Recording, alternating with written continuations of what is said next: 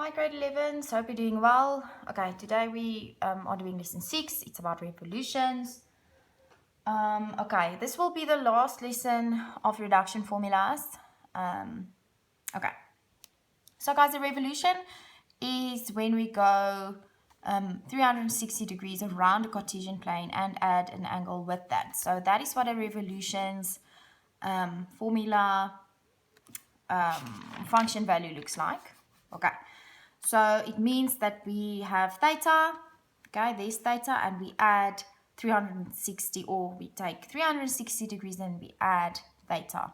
Okay, so it's any angle that's more than or bigger than 360 degrees. So you can see here we have a positive angle over here.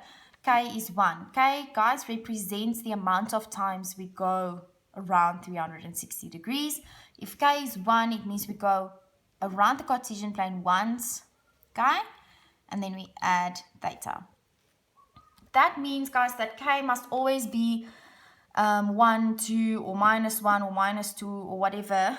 It cannot be a fraction like 1 over 2, etc. Okay. So here we have a sketch that indicates how it will look like when K is 2.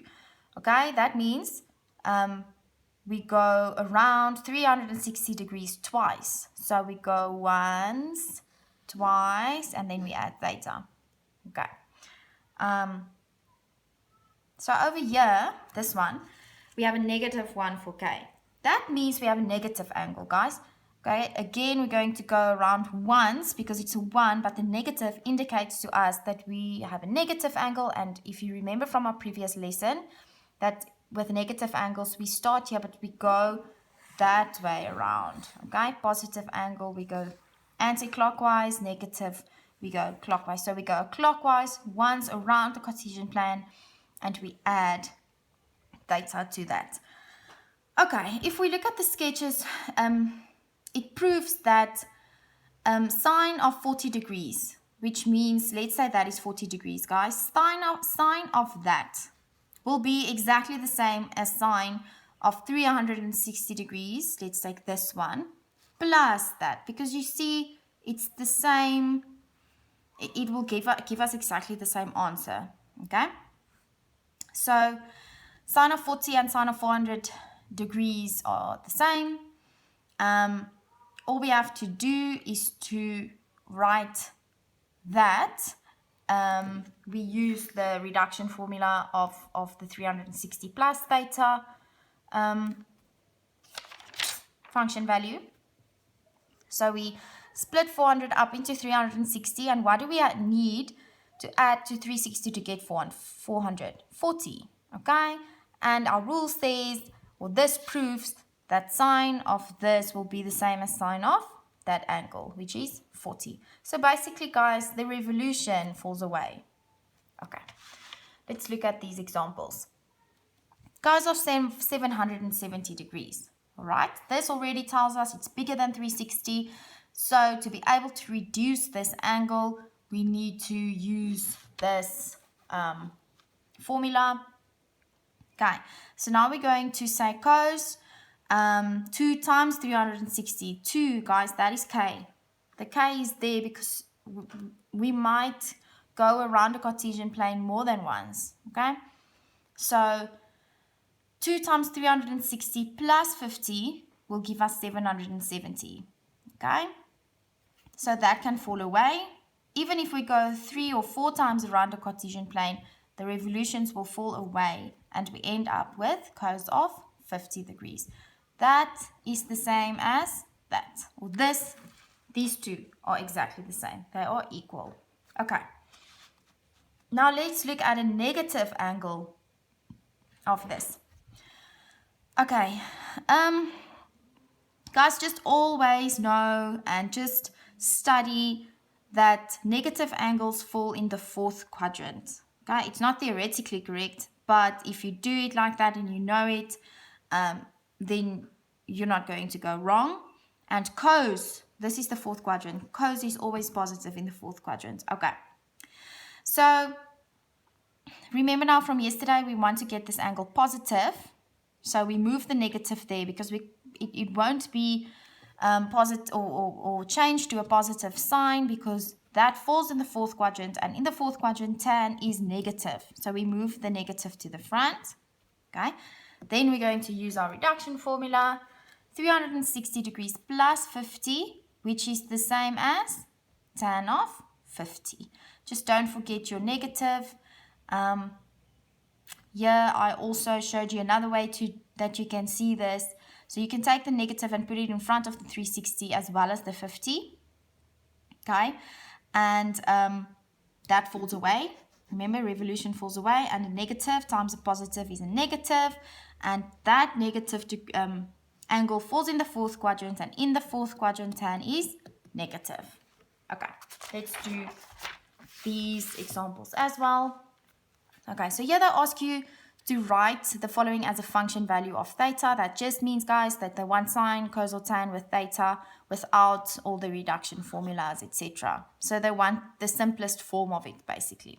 Okay, so sine of 360 plus theta will be sine of theta because that is what our rule says, that the revolutions fall away. Okay, and we have a positive angle over here. There's no negative, so we don't have to worry about positives and negatives. Okay, the second example here is cos of 540 plus theta. Okay, so basically you are going to use that. You can see that is bigger than 360, so we want the 360 degrees. Then what do we need to add to that to get 540? We need to add 180. Then don't forget about the plus theta. Okay, so that is what that step looks like. Then what happens to the revolution? It falls away. But that doesn't fall away, guys. Only that falls away. So then we end up with cos 180 plus theta. And from our previous knowledge of reduction formulas and from the previous lessons, we know that cos of 180 degrees plus theta will be exactly the same as cos of theta, except for the plus or minus. We need to make sure what our sign is. So in which quadrant does this fall? This falls in quadrant number, look here.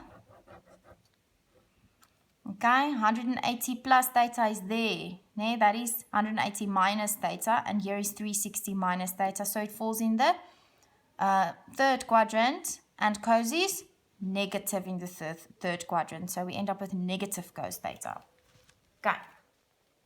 Then the last one, sine of theta minus 810. Again, guys, just like I said yesterday, we don't like to work with that. We want to change that to 110 minus theta. We always want the degrees in front of theta. Okay, so just like yesterday, we put a minus in front, then we switch the two around to do, so that is the first step to get in the correct order that we like to work with. All right, then here we can now see that we are working with a negative angle, sine of a negative angle. That is what this means. And we always work with negative angles in the fourth quadrant, and in the fourth quadrant only cos is positive. Okay, so sine is negative, so it will be negative. That's why we take the negative to the front. It doesn't change to a positive. Okay, then we see that it's bigger than 360, so we use our reduction formula of 360 plus an angle, but we're going to have to multiply that by 2.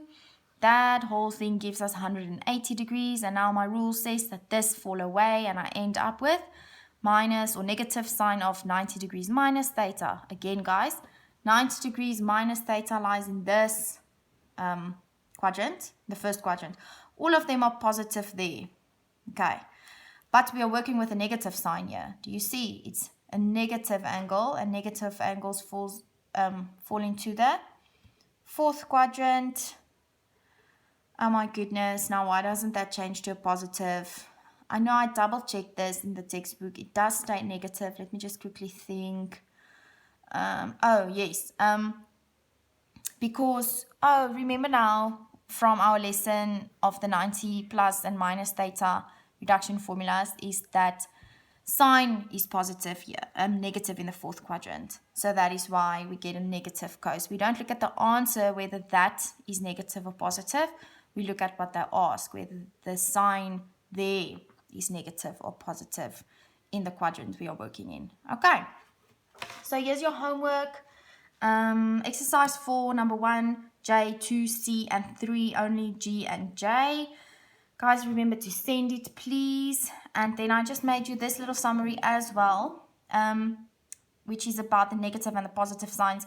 When we work with a negative, a sign of a negative angle, it will be the same as negative sign of that angle, okay? Cos of a negative angle will be the same as positive cos of the angle. And then tan of a negative angle equals to negative tan of that angle. Because, again, in quadrant 4, negative angles fall in quadrant 4, and cos in quadrant 4 is positive. So only cos will change, guys, but the rest will stay a negative answer. Okay, enjoy your day.